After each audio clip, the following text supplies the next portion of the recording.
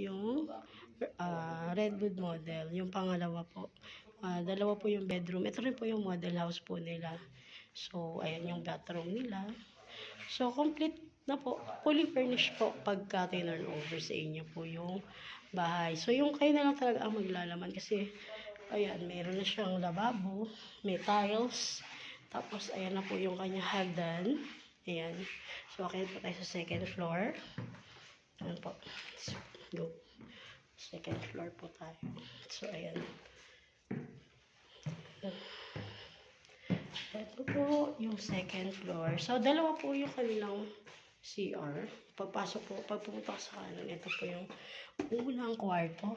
Ayan. So, kita nyo naman po kung gaano siya kaganda. Ayan.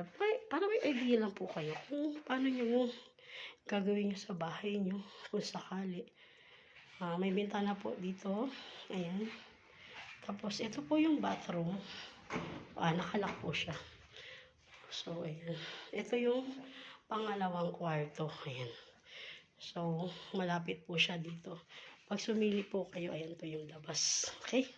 So, ito po ay Redwood model.